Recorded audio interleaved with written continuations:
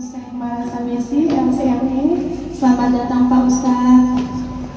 Jadi mohon maaf Pak Ustadz, ini kita mah bintang tamu ya. Jadi sambil menunggu artis yang aslinya, saya mah tadi intronya aja. Karena perjanjiannya dari MC, kalau Pak Ustadz datang saya berhenti, ya saya konsekuensi berhenti ya. Ya nanti kalau mau minta tambah lagi undang saja ya. Ya undang saja. Tolong Mbak Nita dikasih nomor HP dan nomor rekeningnya.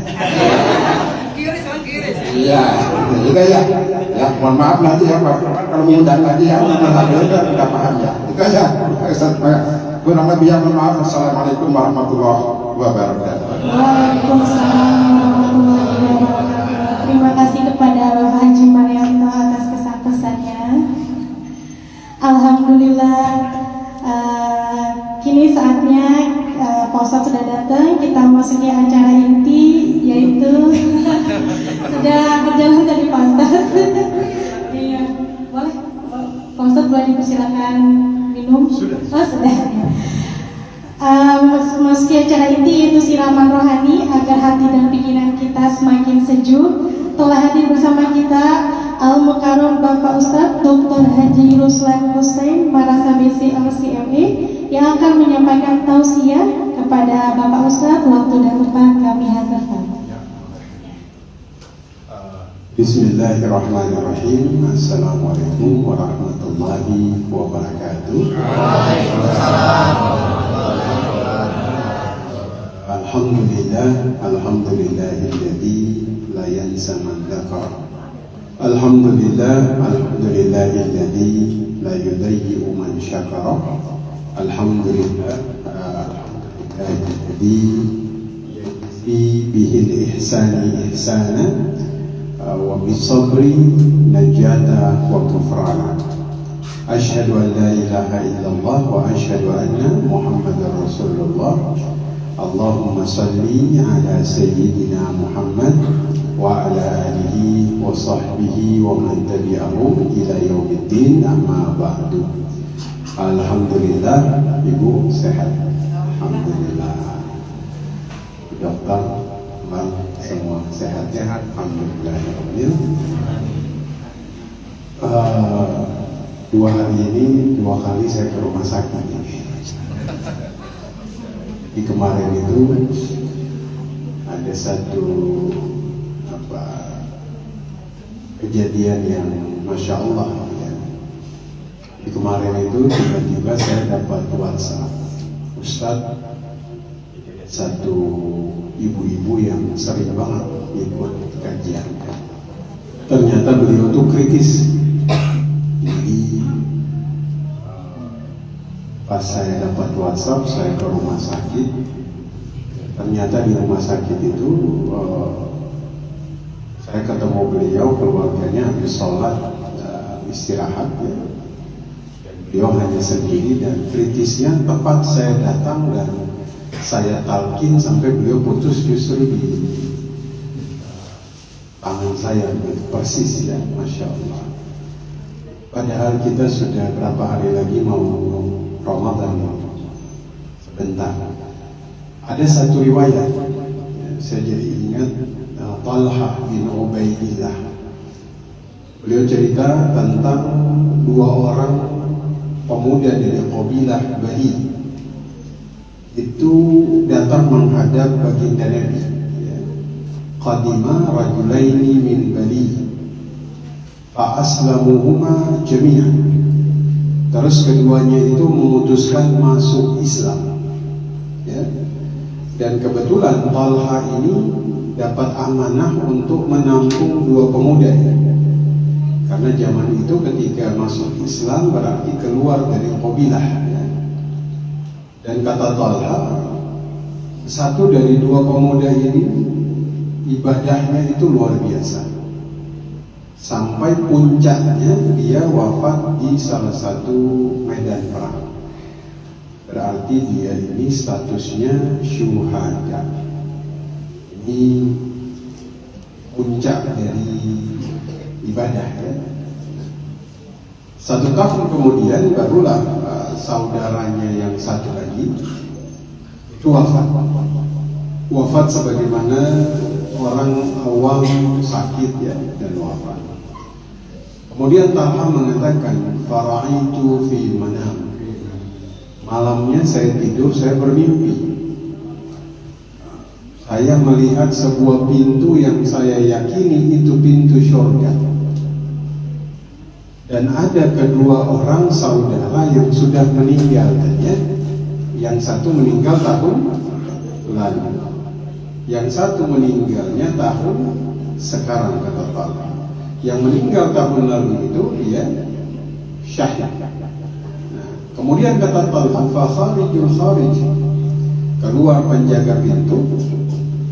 Kira-kira menurut teman-teman yang disuruh masuk duluan yang mana? Yang mana? Yang mati syahid. Satu, dia matinya syahid. Yang kedua, dia meninggalnya 1 tahun yang lalu. Tapi ternyata yang disuruh masuk lebih dulu justru yang baru meninggal. Meninggalnya sebagaimana orang biasa. Habis itu baru yang mati syahid. Barulah penjaga pintu keluar, kata Talha, saya kira saya disuruh masuk. Ternyata penjaganya bilang, irji, pulang. Belum waktumu. Waktu saya bangun, saya ceritakan mimpi saya kepada orang-orang di Madinah. Mimpi ini ternyata sampai kepada Rasulullah Sallallahu Alaihi Wasallam. Terus Talha ceritain lagi dari awal. Ya Rasul, 2 orang mati yang masuk Islam itu saya ketemu di mimpi. Tapi kok yang disuruh masuk lebih dulu adalah yang matinya belakangan. Kemudian Nabi bilang begini, ayu dzalik ta'jabun, bagian mana yang kamu bingungkan? Yang bikin kamu bingung itu bagian mana? Dia ceritakan, bukankah yang satu meninggalnya setahun lalu, matinya syahid? Nah, ini jawaban Nabi yang mudah-mudahan bisa menjadi inti dari pembicaraan kita siang ini. Apa kata Nabi Sallallahu Alaihi Wasallam? Bukankah yang meninggalnya terakhir dia ketemu 1 Ramadan lebih banyak dari saudaranya, sehingga walaupun saudaranya mati syahid, namun jarak antara amalan keduanya abadu bainas samai wal ardi, jaraknya antara langit dan bumi. Berarti apa? Berarti Ramadannya sukses. Walaupun dia hanya punya 1 Ramadan lebih banyak, tapi ternyata dia sukses di Ramadan tahun itu. Masya Allah. Mudah-mudahan Ramadan kita semua jadi Ramadan yang paling terbaik. Amin. Amin ya Rabbal Alamin. Teman-teman udah ketemu Ramadan berapa kali dalam hidup? Sudah berapa kali? Berapa? Pak Haji? 66 berarti beliau ketemu Ramadan setelah beliau balik. Kurangin 15 tahun bukan sektor. Pak Haji baliknya umur berapa? 5 tahun? Wah. Kalau Ramadan sanatan. Taruhlah 10 ya. Berarti beliau ketemu Ramadan sudah 55 kali semenjak beliau balik. Artinya kita semua hari ini Ramadannya udah banyak. Betul? Mari kita lihat Nabi Muhammad ini masuk Ramadan dalam keadaan puasa. Maksudnya turun perintah puasa itu berapa kali? Perintah puasa turun pada tahun kedua Hijriah. Berarti setelah Nabi hijrah dari Makkah, turun perintah tahun kedua Hijriah, maka saat itu beliau langsung puasa. Mari kita lihat. Berarti beliau puasa tahun kedua, tahun ketiga, tahun keempat, kelima, keenam, ketujuh, kedelapan, kesembilan, kesepuluh. 9 kali. Waktu tahun ke-10 kan tahun ke-11, 10 berarti 9 kali ya. Tahun ke-11 itu beliau udah wafat di bulan Rabiul Awal. Berarti beliau nggak ketemu dengan roh. Nah, maka kita itu ngelewatin Ramadan dalam keadaan puasa itu bahkan sudah lebih banyak dari baginda Nabi. Maka mudah-mudahan apa yang kita bahas ya membuat Ramadan kita jadi Ramadan yang paling baik tahun ini. Amin. Amin ya rabbal alamin. Ada beberapa hal kata Imam Syaukani. Kenapa Ramadan dinamakan Ramadan? Kalau bangsa Arab itu menamakan bulan itu biasanya berdasarkan kondisi pada saat itu. Ya. Contoh, kenapa bulan ini dinamakan Sya'ban? Karena mereka keluar dari rumah untuk nyari air, tasya'ub, berpencah. Ya. Kenapa dinamakan Ramadan? Panas. Lisyid jadi Ramadan. Ini Ramadan. Dan itu Ramadan. Ramadan itu artinya apa? Tadi panas. Kita ini paling enak. Kenapa? Mungkin Ramadannya musim hujan. Teman-teman lebih suka Ramadan musim hujan apa panas? Ya, ntar kalau hujan banjir, ya Allah panas dong. Kalau terlalu panas, ya Allah panas benar. Ya, begitulah kita ya. Nah, Ramadan itu Ramadan. Ya. Mungkin yang pernah umrah pernah nggak di Mekah itu ketemu satu hotel namanya Hotel Ramadan. Adanya di daerah Aziziyah. Ramadan. Ah, Bu Dokter pernah nginep di Ramadan? Lewat aja. Lewat aja. Hotel Ramadan itu yang punya orang Aceh. Itu wakaf dari namanya tuh Habib Bugab Aceh. Itu hotel tuh dikelola sama pemerintah Arab Saudi. Jadi sigot taklid dari wakafnya itu pokoknya setiap tahun hasil pengelolaannya harus dikasih, kalau rupiahnya tuh sekitar 8 juta. Setiap jamaah haji dari Aceh itu harus dikasih masing-masing sekitar 8 juta. Jadi kalau mau haji dari Aceh, karena tuh nggak mau orang manapun, yang penting berangkatnya dari Aceh. Nah, itu nama hotelnya Ramadan. Ya, cuman kalau nggak salah sekarang udah ganti nama. Nah, jadi Ramadan itu artinya apa?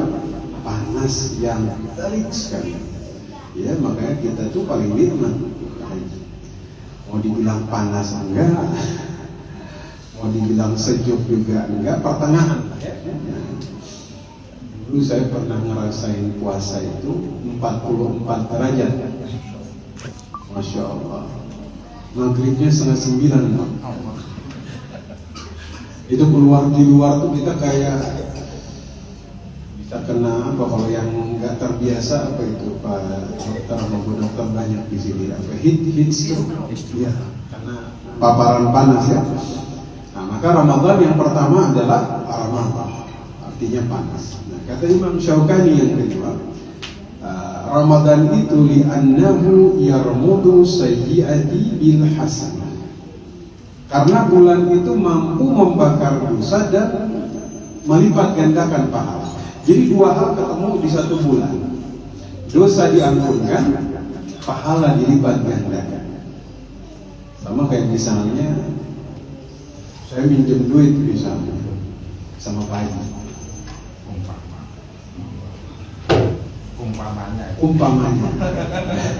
Pak Haji takut beneran. Umpamanya saya minjem 5 juta ya, terus kata Pak Haji nanti bayarnya bulan depan ya Ustaz. Baik Pak Haji, bulan depan ternyata saya nggak bisa bayar. Terus kata Pak Hajinya, baik Ustaz, utang 5 jutanya saya hapuskan, terus saya ngasih 5 juta buat Pak Ustaz. Ada nggak orang kayak begitu?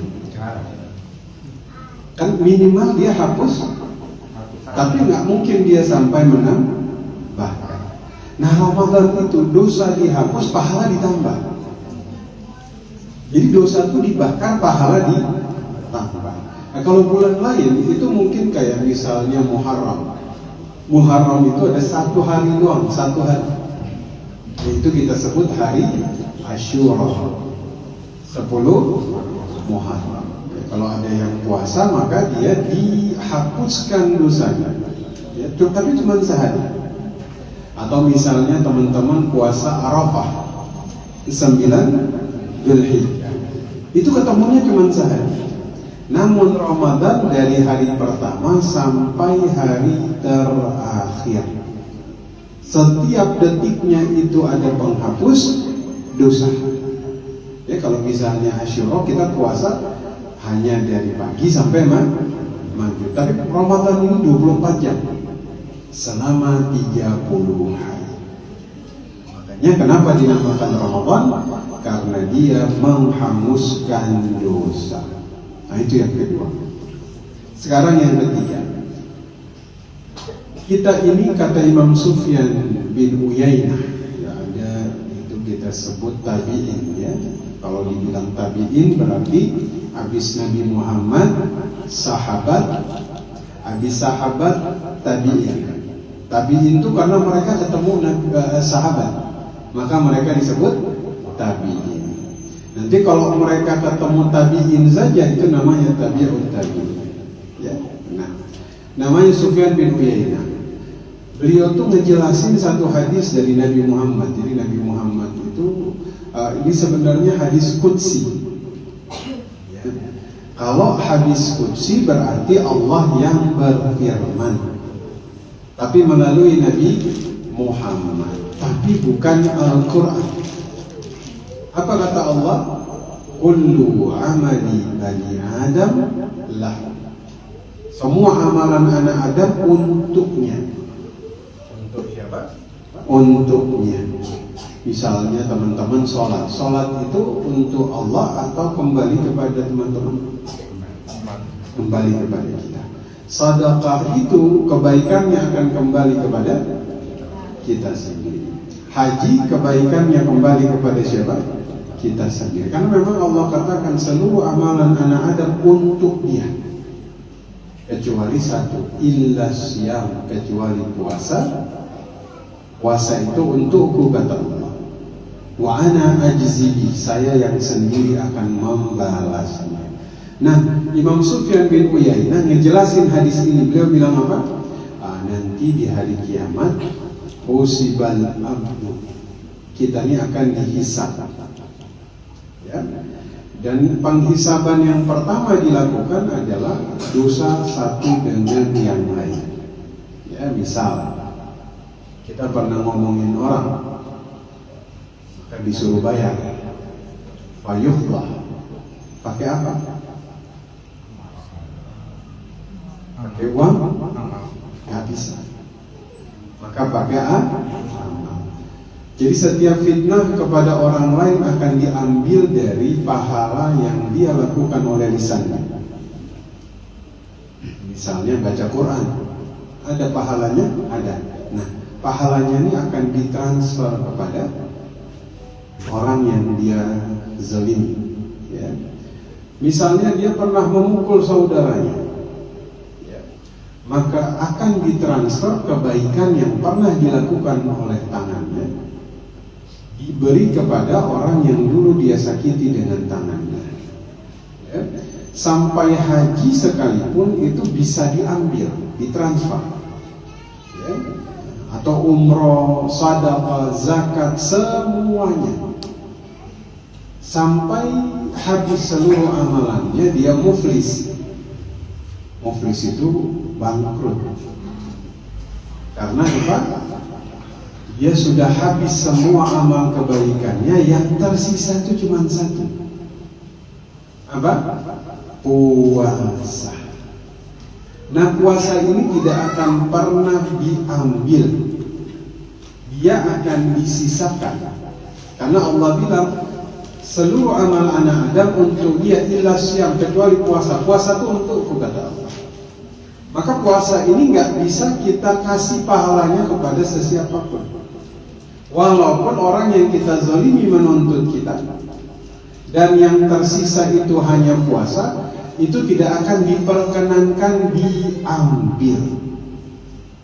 Karena ini akan jadi modal satu-satunya manusia masuk surga.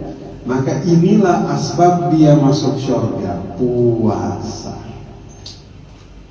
Makanya perempuan itu kalau dia haid, dia boleh tidak sholat. Betul? Apakah dia wajib mengqadha? Tapi kalau dia haid, dia boleh tidak puasa, tapi dia wajib mengqadha puasa tersebut. Maka dari sini kita menemukan zaman dulu itu puasanya benar-benar yang sebaik-baiknya.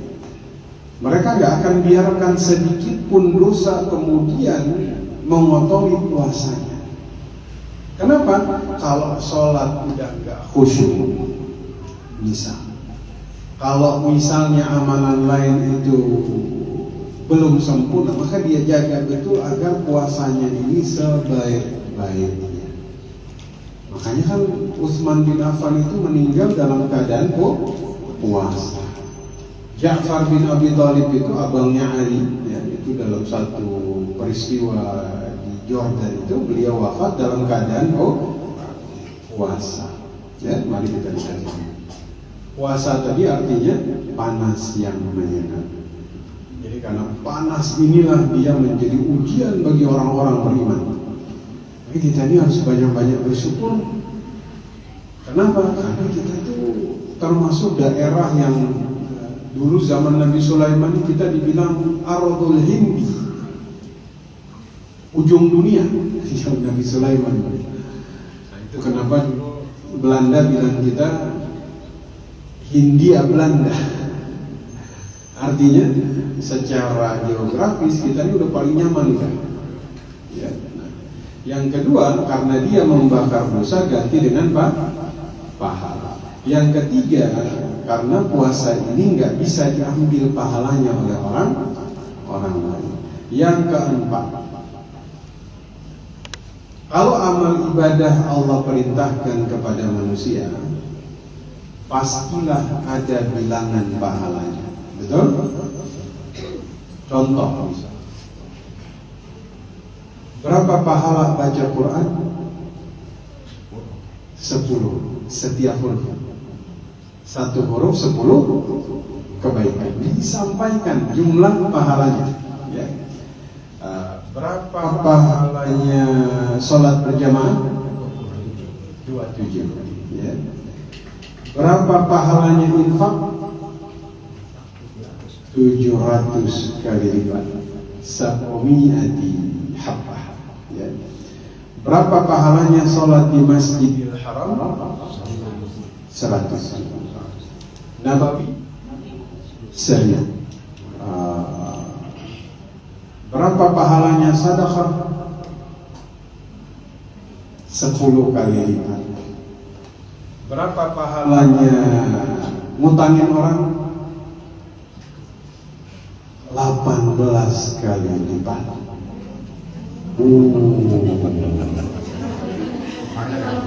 Iya, ada riwayatnya.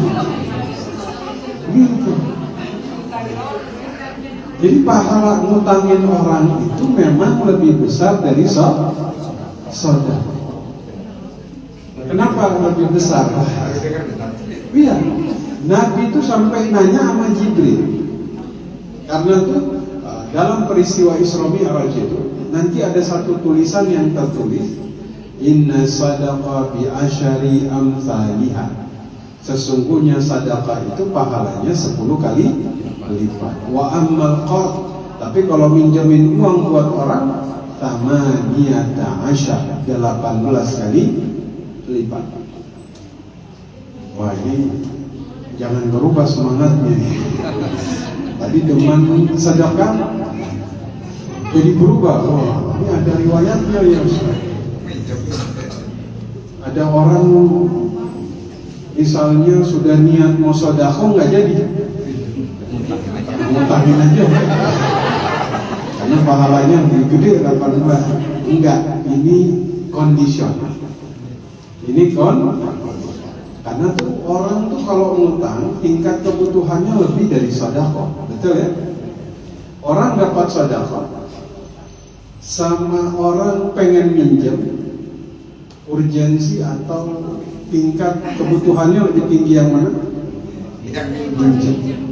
Berarti kalau minjem promosinya 18 kali itu dong. Kalau nggak bayar apa aja? Matalul ghaniyyu zulmun. Mau nunda-nunda hutang itu kezaliman. Jadi memang dalam syariat itu indahnya di situ. Dua-duanya ini dikasih tugas. Kalau yang ngutangin perintahnya apa?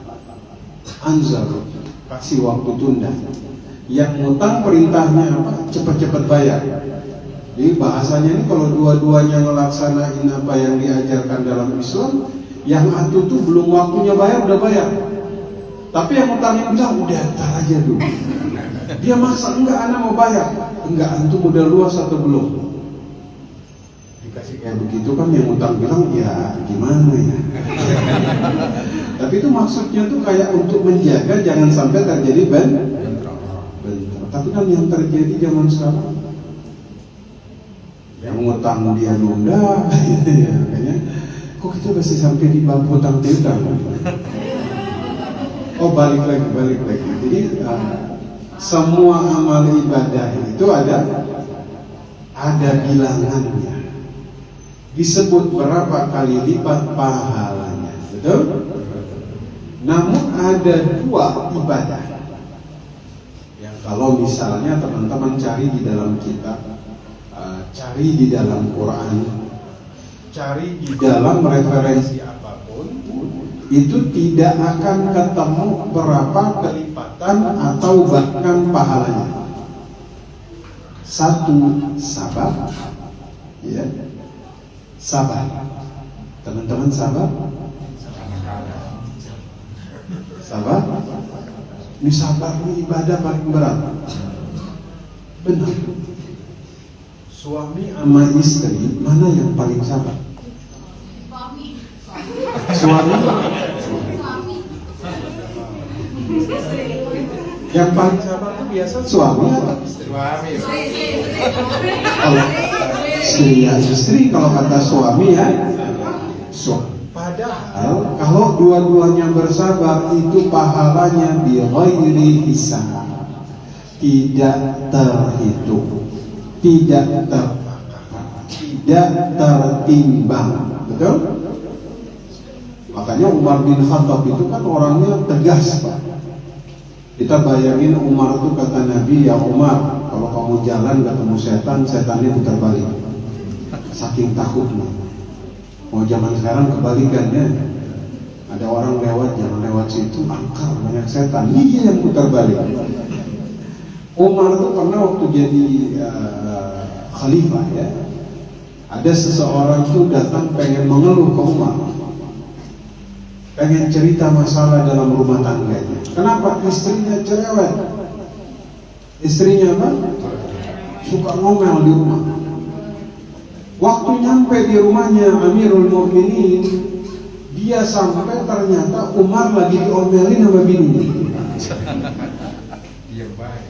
Diomelin, tapi Umar tuh nggak jawab, cuma diem aja.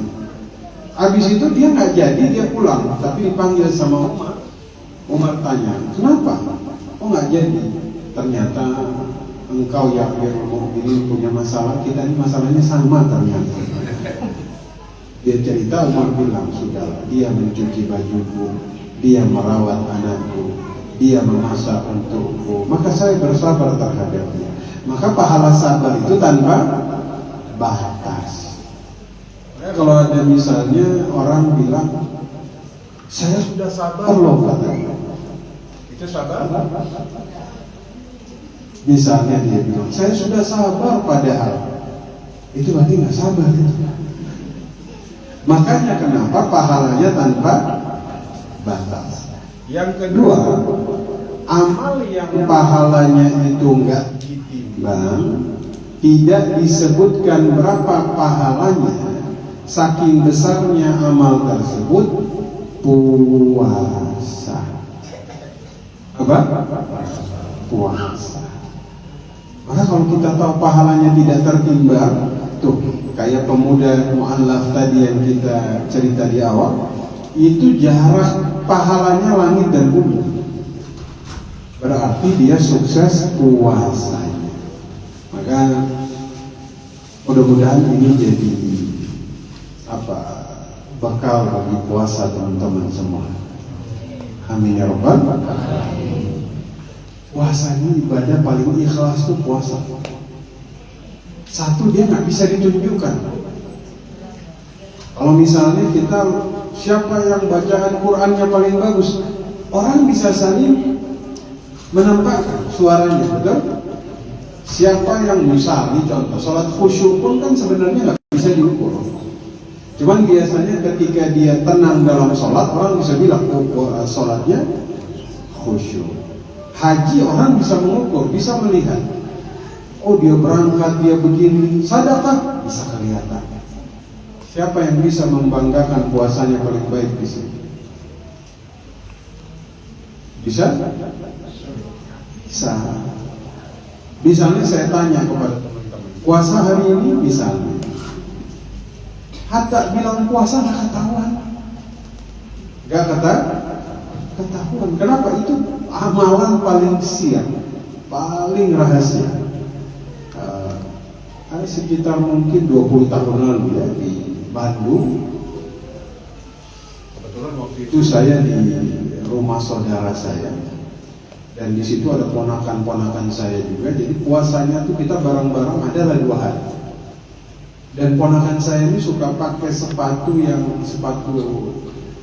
sampai sekarang tuh anak muda tetap suka pakai, apa namanya itu? Bukan, yang dia ada warna merah, biru, Converse. Itu kan warnanya tuh, saya ingat tuh di rumah itu ada warna merah, ada warna biru, ada warna putih. Ada 3 warna tuh yang itu punya ponakan semua. Nah, sekali saya tuh singgah mau beli sesuatu di supermarket, depannya itu ada apa itu? McD. Ditutupnya kan cuma setengah, kakinya kelihatan.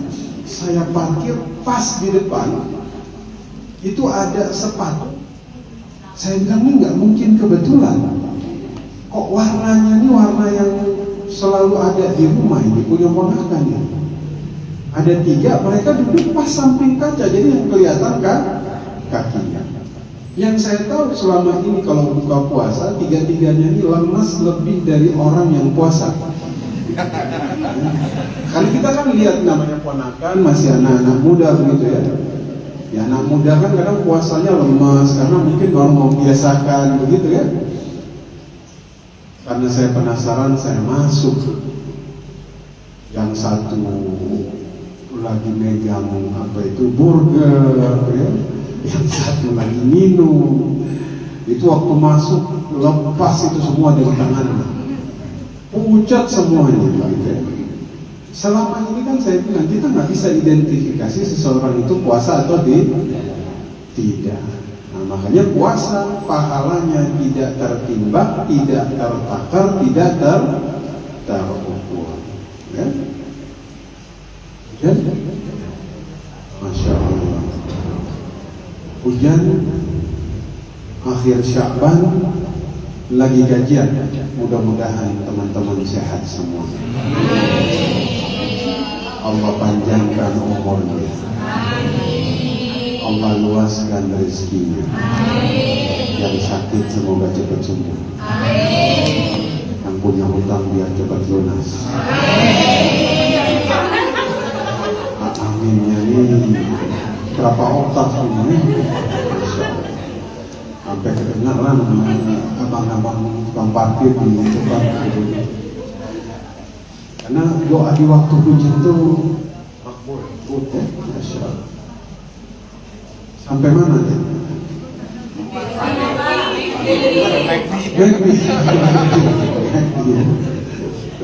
Nah, maka kita sudah tahu keistimewaannya. Ya. Sekarang kita bahas bekal puasa. Ya. Saya ingin bahas bekal puasa itu cuma 2 aja. Gak banyak. Berapa? 2 saja. Yang pertama, puasa ini turun tahun kedua Hijriah. Ya.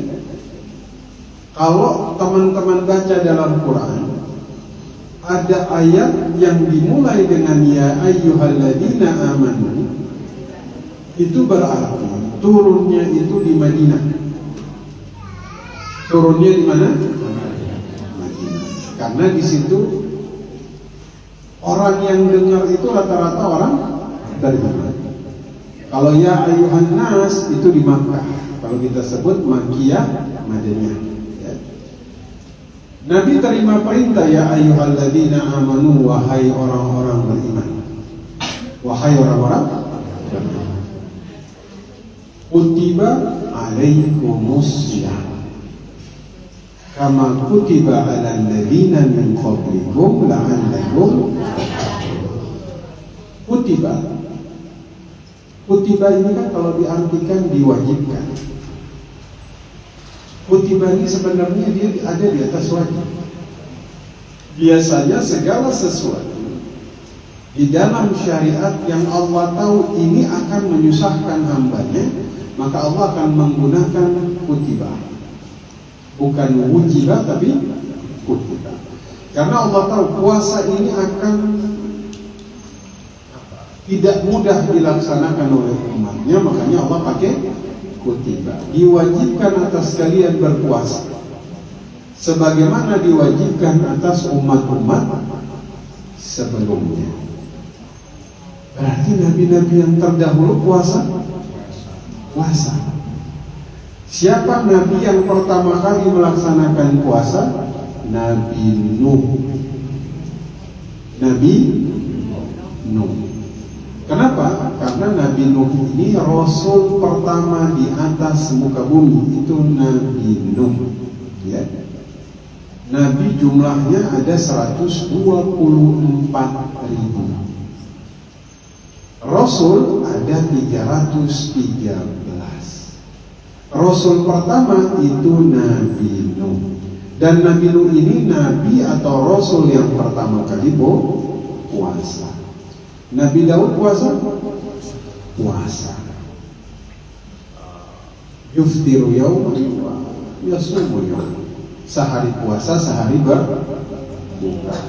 Teman-teman pernah puasa Daud? Belum ya. Dulu tuh saya punya teman Bu Dokter. Beliau sekarang di Serang. Itu selama kuliah puasa Daud. Masya Allah. Jadi dia kalau nggak muncul, lagi puasa berarti. Kalau dia muncul, berarti dia nggak puasa. 4 tahun. Waktu dia sudah lulus, kita ketemu lagi di Indonesia. Antum masih Daud? Udah nggak lagi Ustaz. Untungnya puasa Daud itu bagi kita hukumnya sunnah, tapi bagi Nabi Daud hukumnya wajib. Masya Allah. Teman-teman pernah dengar puasanya ibunda dari Nabi Isa? Puasa Maryam. Puasa Maryam tuh kagak ngomong. Bisa kita puasa nggak ngomong? Ibu-ibu susah Ustaz. Pagi-pagi udah omelin anak, udah batal udah. Betul. Puasa ngomong di jalan misalnya, belum apa-apa udah komentarin. Batal udah. Kebayang nggak kita puasanya kayak Maryam binti Imran? Susah. Kalau kita puasanya hanya 30 hari. Rahasianya ini bakal pertama. Ya ayyuhalladzina amanu, wahai orang-orang beriman. Ya. Man shoma Ramadana imanan wa ihtisaban ghufira lahu ma taqaddama min dhanbi. Perintahnya itu iman, man shomanya itu iman. Berarti syarat pertama puasa itu istimewa, puasalah pakai iman. Kalau ada orang puasanya nggak pakai iman, maka ditolak. Sama kayak contoh begini, jangan sampai masuk bulan Ramadan, teman-teman tuh kayak masih begini, Allah ini nggak adil. Kok dalam hukum waris perempuan dapatnya setengah dari laki-laki? Allah nggak adil. Masuk dengan pemahaman seperti itu di bulan Ramadan, puasanya langsung tertolak. Kenapa? Karena dia masih bercabang di dalam hatinya terhadap syariat.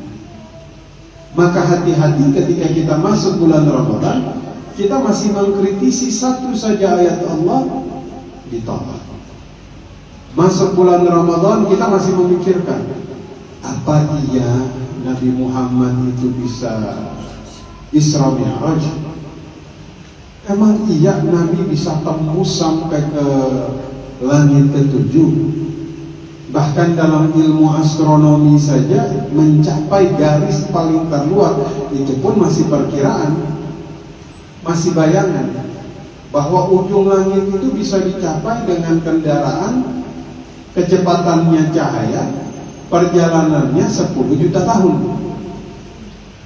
Pernah dengar orang perjalanan sampai 10 juta tahun?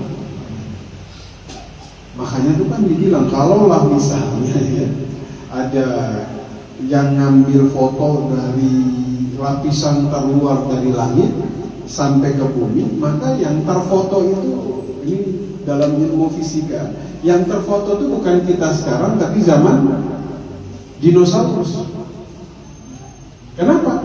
Karena dia hanya bisa baru menangkap kayak ini, kayak cahaya bintang yang kita lihat malam ini kan, bintang yang paling dekat saja jaraknya 13 tahun cahaya. Jadi cahayanya itu baru sampai ke mata kita. Ini yang kita lihat malam ini, itu yang dipancarkan 13 tahun yang lalu. Maka kalau ada orang berpikir, masa iya Nabi Muhammad bisa dalam waktu 1 malam, maka tertolaklah puasa kita. Hati-hati. Kenapa? Karena syarat puasa itu pakai iman. Kalau kita mungkin puasanya pakai fisik. Makanya jam 2 siang dia bilang udah lemas Ustaz. Kenapa itu lemas? Padahal nggak sahur tak. Padahal buka puasanya nambah 3 kali. Ini sampai jam 3 tuh kayaknya udah lemas banget. Maka nanti ini Bu Dokter semua ya. Insya Allah puasa tahun ini semuanya semangatnya lebih daripada yang tahun-tahun lalu. Karena kali ini puasanya udah nggak pakai fisik, tapi pakai apa? Iman. Orang tuh kalau puasanya pakai iman, dia menembus batas produktivitas. Saya kasih contoh. Mesir itu kota terbaiknya Romawi, yang dijaga oleh pasukan terbaik Romawi. Amr bin As masuk untuk merebut Mesir dari Romawi bulan apa? Ramadan. Saat itu Romawi menganggap Muslim ini kan puasa Ramadan, fisiknya lemah. Kebalikan. Ternyata sampai hari ini makanya kita mengenal Mesir itu Muslim gara-gara Allah berikan kemenangan lewat Amr bin As. Kapan? Bulan Ramadan. Apa yang membedakan puasa kita dan mereka? Mereka pakai iman, kita pakai fisik. Nah, makanya tuh ada teman saya, dia tinggalnya di bandara sana. Ya. Berapa tahun lalu? Adalah 10 tahun lalu dia telepon, Ustaz. Bulan Ramadan masih pagi jam 9. Jadi dia hobi makan kacang kulit. Ya. Terus waktu dia pulang kerja Ramadan malam, kacang kulitnya dia makan, tapi tinggal sepertiganya dia nggak habisin karena udah sampai rumah. Besok pagi dia berangkat kerja jam 7, jam 8 dia waktu itu. Dia lupa kacangnya masih ada di mobil. Tanpa sadar dia ambil satu, dia buka, dia makan. Buka satu lagi makan sampai selesai. Dia nyari air, airnya nggak ada, akhirnya dia putar radio. Nah, maka di situ pembawa apa istilah pembawa acara radio itu? Penyiar. Dia bilang selamat menunaikan ibadah puasa Ramadan. Astagfirullah.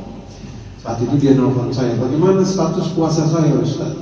Sah, lanjut, itu rezeki dari Allah. Terus dia bilang lagi, tapi saya belum minum Ustaz. Anda bilang, antum ingat kalau antum makan sampai habis, terus habis itu minum sampai habis minum ingat lanjut. Puasanya enggak batal, tapi dia antum ingat belum minum, maka dia bilang itu puasa terberat seumur hidup. Bayangkan, kacang masih ada di tenggorokan. Bisa dibayangkan makan kacang dan minum bulan Ramadan. Saya bilang, insya Allah antum puasa pakai iman. Tapi kalau memang antum merasa antum bahaya, saya tanya, kesal? Enggak Ustaz, gatal. Apakah itu bisa menyebabkan kematian? Enggak sih Ustaz, cuman memang rada setengah mati sih. Saya bilang ada dua pilihan, antum buka puasanya nanti di qadha di luar Ramadan, atau antum tetap lanjut. Akhirnya dia bilang, saya lanjut. Hari itu ruangannya dia kunci, AC-nya dibikin sedingin-dinginnya, nggak boleh ada yang ganggu. Sampai dia buka baru dia, maksudnya semua, karena dia bilang tuh benar-benar tersiksa. Ada sampai waktu dia wudu dia bilang hampir kayak tergoda mau masuk sedikit-sedikit gitu. Nah, maka puasalah pakai itu satu. Yang kedua, kita tuh banyak lupa bahwasanya kita ini sebenarnya hari ini kita semuanya ini masing-masing bawa beban di pundak kita. Betul? Yang paling berat itu beban apa? Yang paling berat cicilan, hutang, apa lagi? Beban hidup. Apa yang paling berat dari beban yang ada di pundak kita? Oh, beban paling berat di pundak manusia bukan tentang dunia. Beban yang paling berat sebenarnya adalah ketika dia memikul dosa. Itu beban terberat kita. Dan kesalahan kita masuk Ramadan adalah ketika kita tidak mengurangi beban dosa ini sebelum masuk. Ini kesalahan terbesar kita. Kenapa? Karena kita akan merasa berat dengan beban dosa ketika kita masuk Ramadan, sehingga semangat Ramadannya kita ini hanya bertahan hari pertama, hari kedua, hari ketiga, hari keempat, hari kelima, 25 hari selanjutnya itu terkikis habis kenikmatannya oleh dosa kita sendiri. Makanya kenapa mereka itu ketika mau Ramadan banyak istighfar.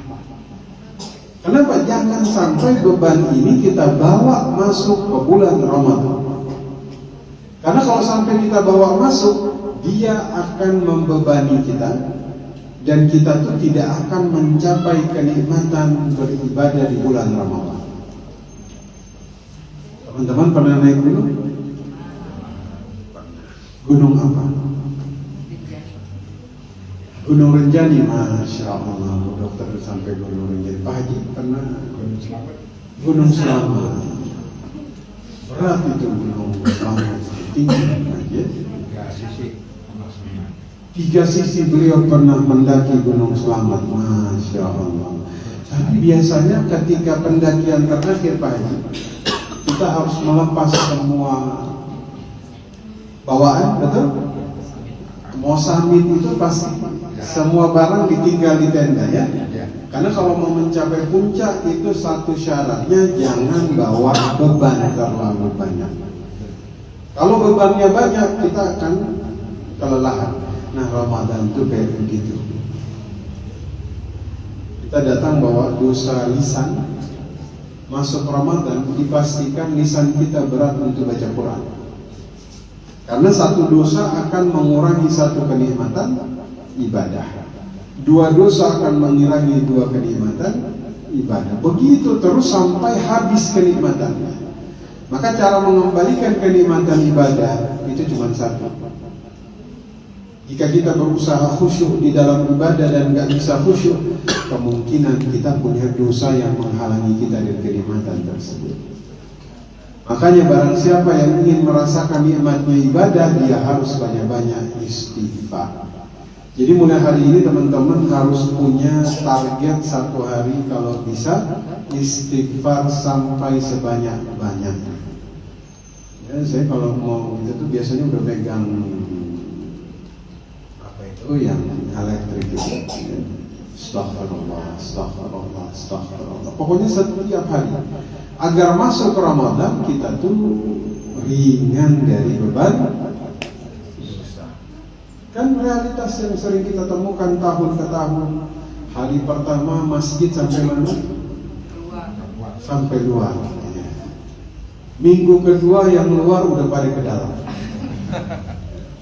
Minggu ketiga setengah yang di dalam udah pindah tempat. Pada ke mall. Apa yang terjadi? Jadi itu kayak dosa tuh mengikis kenikmatan yang seharusnya dirasakan di bulan Ramadan. Makanya Ali bin Abi Thalib itu pernah ditanya, Tuan Imam, kenapa saya terhalang dari sholat malam? Padahal sholat malam yang saya lakukan ini sesuatu yang sudah lazim saya lakukan. Kata beliau rahasianya satu, qayyadat bukan. Yang bikin kamu berat bukan karena kamu nyaman di atas tempat tidur, tapi dosamu yang mengikat dirimu di atas tempat tidur. Oh, Masya Allah, semoga dimudahin. Siap. Masya Allah. Sebenarnya tuh teman-teman tuh di rumah sakit tuh punya pahalanya itu paling besar dibanding tempat lain. Iya. Orang tuh kalau menjengukin orang sakit kata Nabi Muhammad, berdiri itu kayak lagi metik buah-buahan surga. Duduk dihujani dengan rahmat. Dia jenguk di sore hari sampai besok itu didoakan puluhan ribu malaikat. Makanya orang paling nikmat itu ya kerja di rumah sakit. Betul? Apalagi suster-susternya ini banyak pahala yang mendapatkan. Makanya kalau lagi jengukin pasien, niatin, ya Allah, saya kerja tapi sekaligus saya melaksanakan sunnah Nabi-Mu. Itu dapat pahala setiap hari. Betul, maka Abu Bakar tuh pagi hari dia harus melakukan satu hal sebelum dia melakukan hal yang lain. Apa itu? Jengukin orang sakit. Begitu. Ya, mudah-mudahan bisa diamalkan ya. Amin. Sampai mana tadi? Jadi dua saja bakal. Jangan banyak-banyak. Dua ini tapi paling vital. Satu apa? Mulai hari ini imannya diluruskan. Ya Allah, sami'na wa ta'ala. Saya menundukkan pikiran, hati, jiwa saya di hadapan syariatmu. Udah. Saya masuk Ramadan gak ada satupun pertanyaan terhadap syariatmu. Kenapa sholat subuh harus 2 rakaat? Kenapa kita dilarang makan batu budeh? Namanya iman itu al-khudu, tunduk sudah. Ya, kita tundukkan hati pikiran kita di hadapan syariat Allah. Gak ada satupun ayat yang kemudian membawa keraguan-keraguan dalam hati kita. Kita masuk dalam keadaan iman yang siap. Ini yang bikin puasa kita jadi apa? Istimewa. Yang kedua, banyak-banyaklah beristighfar. Kenapa? Karena ini yang membuat kita masuk bulan Ramadan tanpa bawa beban dosa. Ya. Yang ketiga, yang terakhir, saya lupa. Dalam satu riwayat, Nabi itu bilang begini, Yadla'ullahu ila khalqihi fi laylati nisfi min Sya'ban. Jadi mulai dari pertengahan Sya'ban itu Allah tuh melihat hamba-hambanya. Terus wa yughfaru bi jami'il khalaiq. Semua makhluk itu diampuni, illa kecuali dua. Satu siapa? Musyrik, orang yang menyekutukan Allah. Yang kedua siapa? Musyahid, orang yang masih saling bermusuhan. Maka dari itu menjelang Ramadan, kenapa ada satu tradisi kita? Itu kita salam-salaman bahagia. Kita istilahnya itu munggahan. Apa itu munggahan? Apa itu munggahan? Bahasa apa itu? Oh, bahasa Sunda ya. Saya pun nggak tahu, yang saya tahu itu munggahan itu kita ngumpul, saling bermaaf-maafan, saling melapangkan hati, saling mengikhlaskan satu dengan yang agar apa? Agar kita diampuni dosanya, agar masuk Ramadan hatinya lapang, sehingga Ramadannya jadi sukses, insya Allah. Saya kira itu yang bisa saya sampaikan. Nanti ada sesi tanya jawab, saya persilakan. Silakan. Teman-teman, kita kasih waktu 5 menit untuk sesi tanya jawab. Boleh bagi yang bertanya silakan acungkan tangan.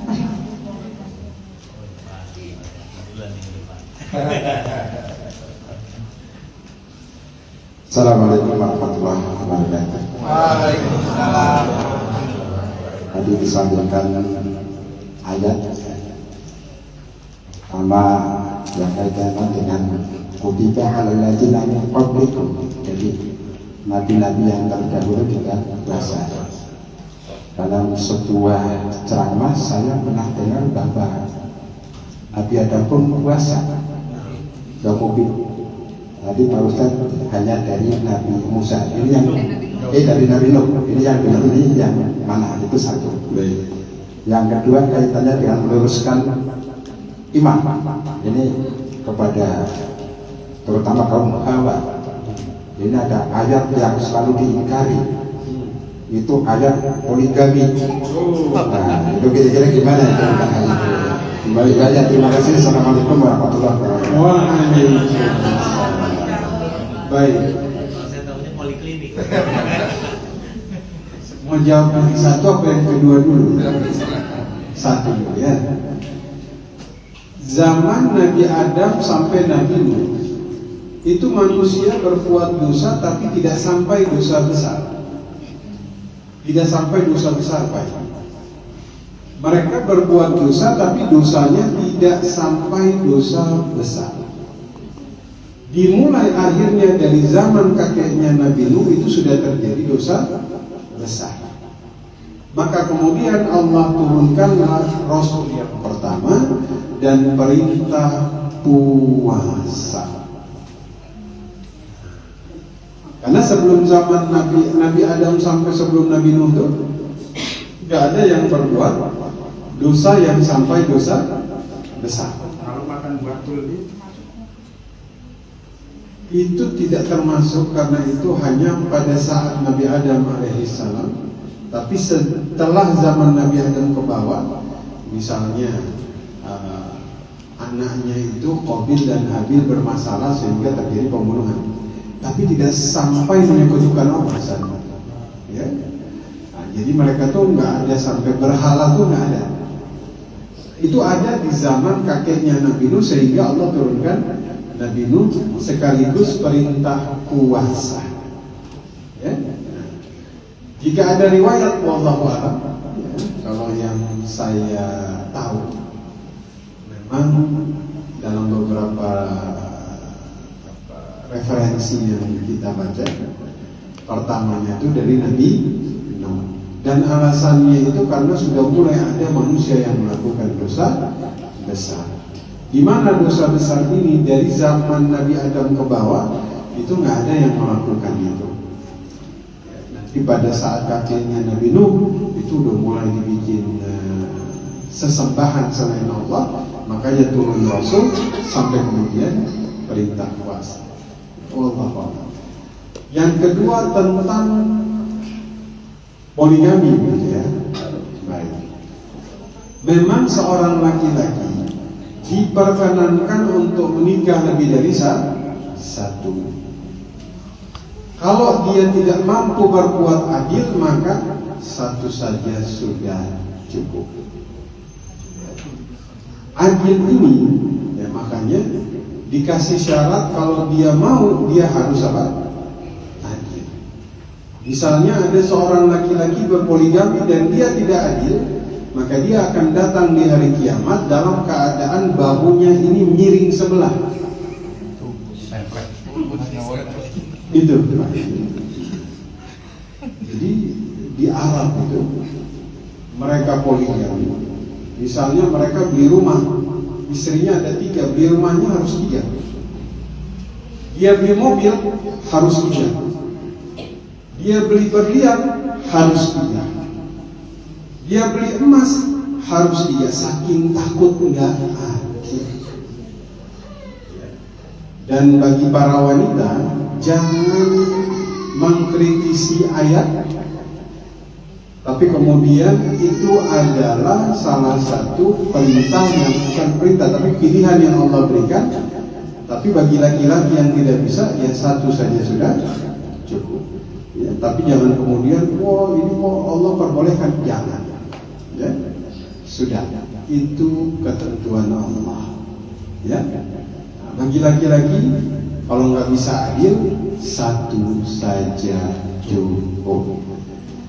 Saya cuma mau bilang begini, Nabi Muhammad itu dari istri-istrinya ada sekitar 5 yang umurnya itu sudah tua, hampir 60 tahun. Ya. Beliau menikah itu bukan keinginan pribadi, tapi semuanya perintah Allah. Poligami yang terjadi pertama kali terjadi zaman Nabi Ibrahim. Ya. Nah, Nabi Daud juga istri Nabi Yakub juga istrinya 4. Tapi Nabi Ibrahim itu kan ketika beliau menikah dengan Siti Hajar, itu yang milih adalah Siti Sarah. Jadi kalau bapak-bapaknya mau nikah lagi, minta sama istrinya, suruh istrinya yang nunjuk. Itu adabnya. Oh, bisa poligami ini ya. Intinya, jika misalnya ada orang berpoligami, biarkan.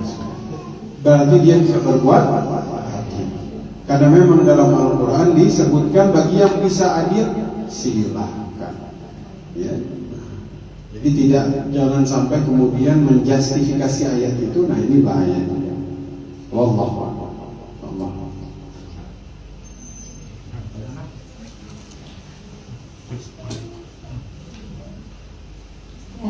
Terima kasih Pak Ustadz atas jawabannya.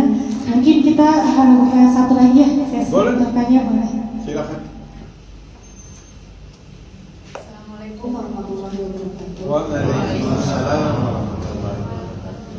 Bertanya Pak Ustadz, untuk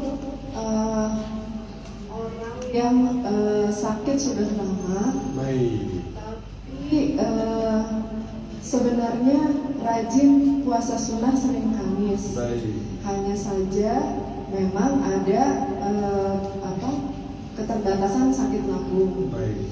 Untuk puasa Ramadan kan lebih panjang ya Pak Ustadz. Misalnya beliau ini ada tidak puasa, apakah wajib membayar qadha atau sebaiknya dibayarkan fidyah saja? Baik. Satu lagi punten Boleh, Ustaz. silakan. Alhamdulillah saya punya anak berkebutuhan khusus, autis, sudah 13 tahun umurnya. tidak bisa melakukan kegiatan sehari-hari, aktivitas untuk dirinya sendiri. Baik. Masih dibantu, belum bisa sholat. Tahun lalu diajarkan untuk berpuasa. Apakah wajib diajarkan untuk berpuasa atau kita bayarkan fidyah saja? Baik, Masya Allah. Orang yang kemudian mendapatkan apa namanya taklif ya, mendapatkan beban, ya. Dia dibebankan oleh syariat diantaranya puasa. Ya. Itu diantaranya adalah orang yang satu dia itu sehat, ya. Dia sudah akil balik, ya. Maka jika misalnya anak ibu itu autis, ya, dia tidak dibebankan, insya Allah, ya, karena dia belum, saya tidak bilang belum sempurna, tapi dia mungkin belum, ya, nah begitu. Saya agak ini mau ini, cuman biasanya ya dia mungkin belum bisa, belum paham, ya, maka dia tidak dibebankan apa-apa. Enggak wajib. Kalau untuk yang mengidap sakit, Nah, kalau dia sakit lama gitu ya, terus dia sakit itu lama, dan ketika dia sakit lama sampai dia meninggal, sampai dia wafat, dia nggak punya waktu sedikit pun untuk mengganti.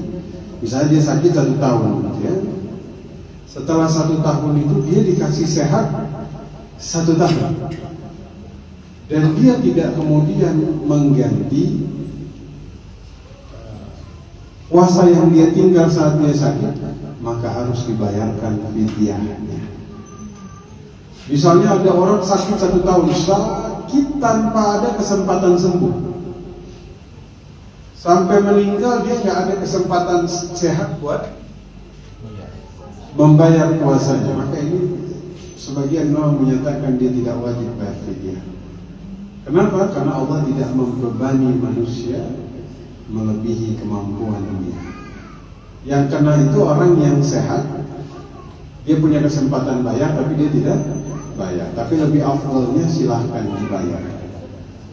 Untuk lebih, nah seperti itu. Ya, wallahu a'lam, wallahu a'lam. Pak Ustaz, terima kasih Pak Ustaz atas ilmu yang sangat bermanfaat. Mohon kesediaan kembali Bapak untuk dipimpin doa. Baik, Masya Allah. Mudah-mudahan kita sehat semua sampai bulan Ramadan, ya. Dipanjangkan umurnya, ya, pokoknya Allah kasih kebaikan kepada kita semua. Amin ya Rabbal. Bismillahirrahmanirrahim. Allahumma inna nas'aluka fi'lal khairati wa tarkal munkarat, fahdina bisalihal a'mali wal akhlaq. Allahumma inna nas'aluka ilman nafi'an wa a'malan salihan wa khairan kathiran wa syarran ba'idan برحمتك يا أرحم الراحمين. اللهم اغفر للمسلمين والمسلمات والمؤمنين والمؤمنات الأحياء منهم والأموات. اللهم ارحمنا فإنك خير الراحمين. اللهم ارزقنا فإنك خير الرازقين. اللهم اغفر لنا فإنك خير الغافرين. اللهم افتح لنا فإنك خير الفاتحين. اللهم بلغنا رمضان. اللهم بلغنا رمضان. اللهم بلغنا رمضان. اللهم بلغ علينا مقاصدنا وصحل أمورنا وصحل أمورنا يا رب، واغفر لنا برحمتك يا أرحم الراحمين.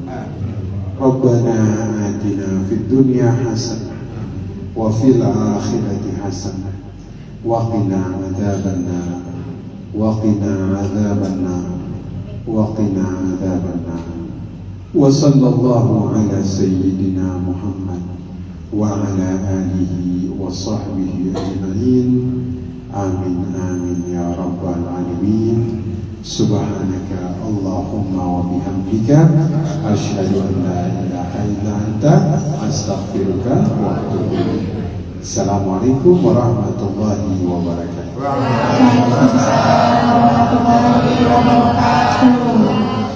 Alhamdulillah rangkaian telah kita lalui. Hadirin sekalian, sebagai simbol kekeluargaan kami mengundang teman-teman semua untuk sesi foto bersama dan bersalam-salaman. Mohon untuk panitia diatur untuk